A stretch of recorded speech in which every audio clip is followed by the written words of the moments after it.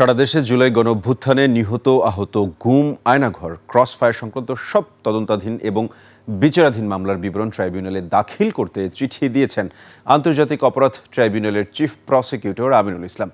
চিঠি পাওয়ার 15 কার্যদিবসের মধ্যে থানা সহ সংশ্লিষ্ট সংস্থাকে প্রতিবেদন পাঠাতে বলা হয়েছে। নিজ কার্যালয়ে 21 টেলিভিশনকে তিনি এসব তথ্য জানান।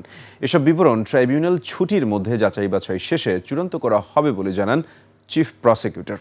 আরও 10টি মামলার তদন্ত প্রতিবেদন হাতে পেয়েছেন বলেও জানান চিফ প্রসিকিউটর। বিস্তারিত শাকির আরজুর রিপোর্টে। নগদ নিয়ে এলো হার না মানা হার অফার। সর্বনিম্ন 10,000 টাকা রেমিটেন্স নগদে পাঠালে থাকছে স্বর্ণের হার জেতার সুযোগ। জুলাই আন্দোলনে সংগঠিত মানবতাবিরোধী অপরাধের ঘটনায় আন্তর্জাতিক অপরাধ ট্রাইব্যুনালে এ পর্যন্ত 80টি মামলা হয়েছে। এর মধ্যে 7টি মামলায় রায় হয়েছে এবং বাকি 73টি মামলার কার্যক্রম চলমান রয়েছে। এসব মামলায় মোট আসামি 463 জন। এদিকে জুলাই গণঅভ্যুত্থান পরবর্তী সময়ে দেশে মোট 1855টি মামলা করা হয়েছে বলে সংসদে জানিয়েছিলেন আইনমন্ত্রী মোহাম্মদ আসাদুজ্জামান।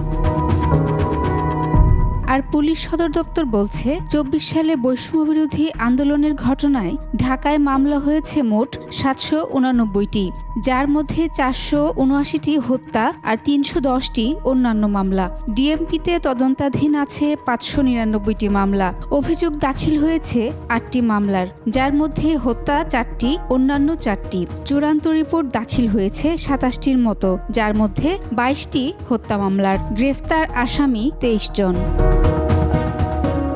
আন্তর্জাতিক অপরাধ ট্রাইব্যুনালের চিফ প্রসিকিউটর দায়িত্ব নেয়ার পর জানিয়েছিলেন জুলাইয়ে হওয়া সারা দেশের মামলাগুলো প্রত্যাহার করে ট্রাইব্যুনালে নিয়ে আসবেন তিনি।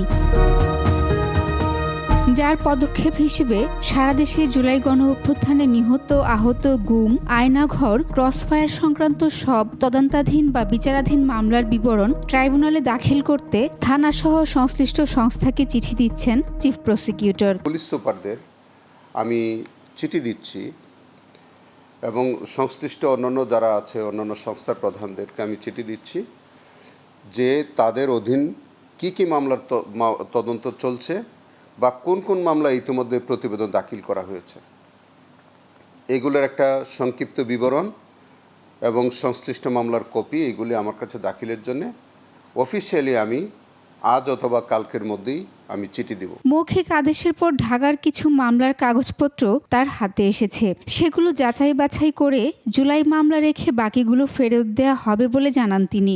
ঢাকার কিছু মামলা ইতিমধ্যে তারা আমার কাছে দিয়ে গেছে এবং যে কথাটা আপনাকে বললাম যে এগুলো আমি এখনও যাচাই বাছাই করি নাই, তবে আমাদের এখন ট্রাইব্যুনাল বন্ধ আছে।